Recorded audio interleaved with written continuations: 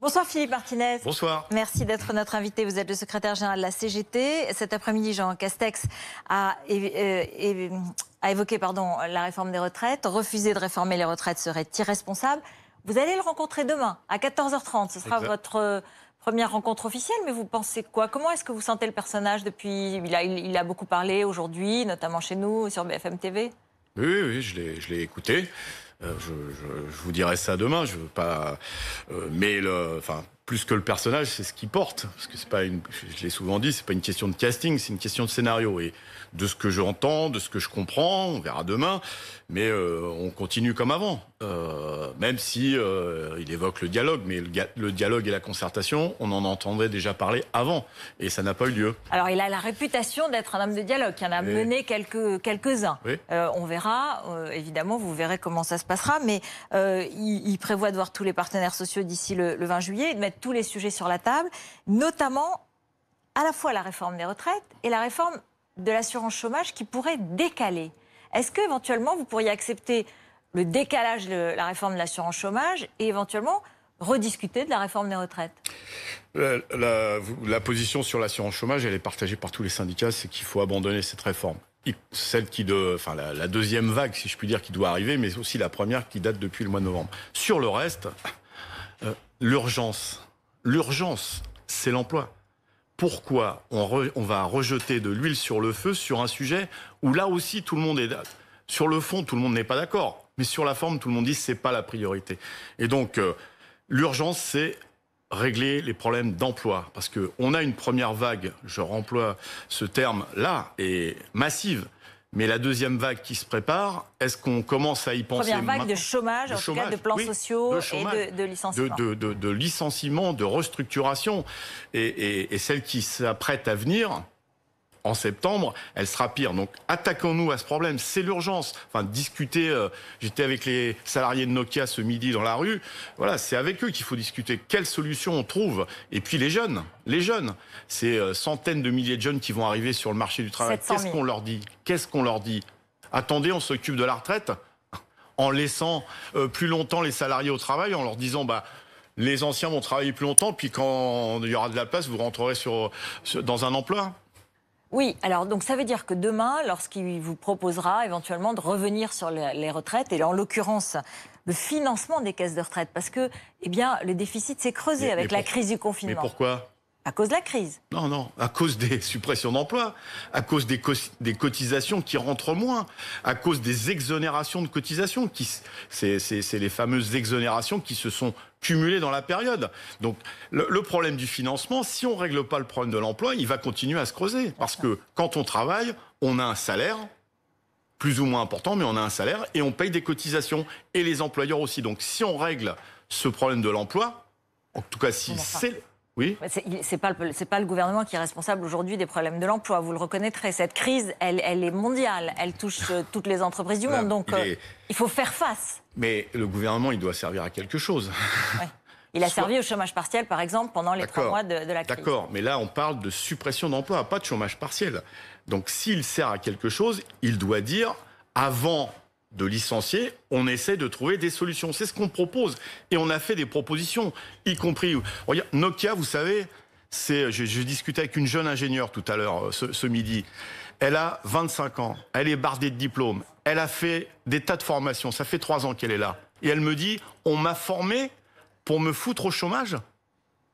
Comment on règle ça? On parle de l'emploi des jeunes. Elle n'a pas besoin de se recycler. Mais c'est ça qu'il faut régler. Donc il faut dire à Nokia... Pas question de fermer, on trouve une solution industrielle. Parce que sinon, c'est la bérésina. Et oui, ça va avoir des conséquences sur la sécurité sociale et donc sur le chômage, sur la santé et sur les retraites. Alors, un mot, puisque ce soir, le gouvernement dit le plan de suppression d'emplois chez Nokia est inacceptable en l'état. Est-ce que ça vous rassure? C'est une phrase qu'on a déjà entendue parce que... Il se trouve que le ministre qui s'occupait de ces questions sous le précédent gouvernement, c'est le même. Il s'appelle Bruno Le Maire. Et on l'a entendu chez Air France, on l'a entendu chez Airbus, on l'a entendu chez Renault. Il y a des suppressions d'emplois. Donc avant d'accepter ou même de laisser prononcer restructuration, suppression d'emplois, on dit quel projet, quelle perspective? Et nous portons des projets à la CGT. Enfin, Luxfer, je vous en ai déjà parlé, la Chapelle d'Arblay, une filière d'imagerie médicale. Il y a des Nokia.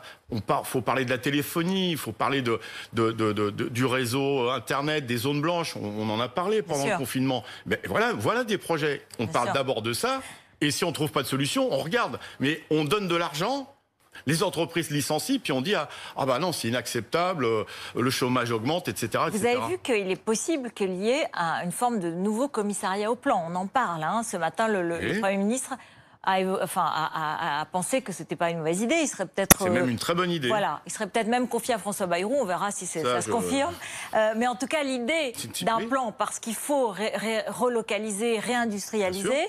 Ça, c'est une bonne idée. C'est une très bonne idée, mais avec un État stratège qui définit des grands projets industriels. Et là, on a des propositions. Il y a des entreprises, il suffit de dire aux propriétaires qui refusent, Luxfer par exemple, ils refusent de vendre les machines, le terrain. On lui dit, tu veux pas vendre, eh ben on te le prend. Qu'est-ce que tu... Mais oui, mais c'est pas plus dur que ça, parce qu'il y a des... Vous voyez...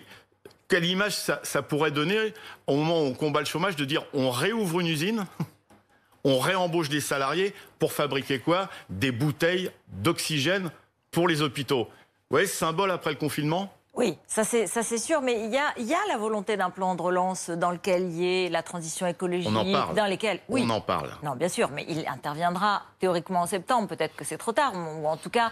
Et on en parle, on en parle dans une volonté aussi de transformation de l'économie, d'aller en avant et... Oui, premièrement, il y a des choses à faire tout de suite. Et je vous ai cité Luxfer, mais j'ai des tas d'exemples. La Chapelle d'Arblay, c'est du recyclage de papier. Vous voyez, c'est industrie, écologie. C'est pas d'actualité. Donc... il n'y a pas besoin d'attendre un plan de relance. Oui, il faut y réfléchir, pourquoi pas un commissariat au plan, mais il y a des mesures tout de suite. Enfin, Nokia, c'est l'avenir. Là, il y aura des conditions. Si le gouvernement dit que le plan est inacceptable, peut-être qu'il y aura de nouvelles négociations, il y a de nouvelles discussions. Non, mais il ne faut pas discuter sur le nombre de suppressions d'emplois. C'est quel projet on porte. Et qu'est-ce qu'on fait alors sur les retraites en attendant? Vous vous dites, rien, on ne bouge pas, on ne passe pas à la retraite à point, ça c'est fini. En revanche, même... par exemple, accélérer la mise en place de la loi Touraine qui prévoyait l'augmentation de la durée de cotisation. Qu'est-ce que ça veut dire, l'augmentation de la durée de cotisation? C'est travailler plus longtemps. C'est travailler plus longtemps. On va dire aux jeunes, je vous le répète, on garde les anciens, puis vous verrez quand il y aura de la place. Non. Le président de la République a dit quoi qu'il en coûte. Quoi qu'il en coûte. Il y a des milliards qui sont donnés aux entreprises, je vous l'ai dit, pour en plus supprimer les emplois. Pour essayer de survivre aussi, pour essayer de garder les emplois ou une partie des emplois. Oui. La meilleure façon de travailler sur l'avenir des retraites, c'est de faire rentrer de l'argent dans la sécurité sociale par le biais des cotisations. Et les cotisations, c'est des emplois, c'est des salaires. Il faut, les premiers de corvée, les fameux premiers de corvée, qu'est-ce qu'on attend pour leur dire il faut augmenter vos salaires? Mais là, vous passez de l'emploi à l'augmentation des salaires. Peut-être que c'est pas tout à fait audible. Il y a l'emploi déjà à sauvegarder. Est-ce que l'augmentation des salaires, ça peut aller avec... C'est pas audible, c'est pas moi qui l'ai dit. C'est pas moi qui ai parlé des premiers de corvée, des premières et deuxièmes lignes. Oui, mais il y a le Ségur de la santé. Vous avez vu 7,5 milliards, 1 milliard de plus annoncé par le Premier ministre. Des personnels de santé. C'est pas suffisant. C'est pas suffisant. On reste, même avec ça, on reste très loin d'un personnel, et je parle de l'ensemble des personnels, il y a les soignants et il y a les autres, qui sont en retard par rapport à la moyenne européenne. Mais il n'y a pas que... Évidemment, c'est important le Ségur de la santé et les mesures salariales, mais ceux qui font... Et la création d'emplois, une volonté de création d'emplois. Et les créations d'emplois. De nouveaux emplois. Oui, mais et les personnels qui font le nettoyage et le nettoiement, et les agents de sécurité, c'est eux les premiers. Et les salariés du commerce qui subissent aussi des plans de restructuration, c'est eux les premiers de corvée. Donc nous, là aussi, et on le dira au Premier ministre demain, comme on le disait au précédent, la meilleure façon d'essayer de donner un peu d'impulsion sur les salaires, c'est d'augmenter le SMIC. Ça, c'est bien sous l'autorité du gouvernement. Vous êtes d'accord avec moi? Alors, il y aura un front syndical uni demain? Demain, on y va les uns après les autres. Je sais, mais vous direz la même chose à votre avis? Vous demanderez, en tout cas, sur l'assurance chômage, on est tous d'accord. Sur la retraite, on dit tous, c'est pas le moment. Même le MEDEF le dit. Donc, quand c'est tellement exceptionnel, j'allais dire, une voix unanime. Non, mais c'est vrai, sérieusement, que un homme de dialogue, d'écoute, comme il se présente, devrait se dire, bon, on verra plus tard, c'est pas la peine d'en rajouter dans une situation qui est déjà assez compliquée. Priorité, emploi, salaire. Merci beaucoup Philippe Martinez. Merci d'être venu sur notre plateau.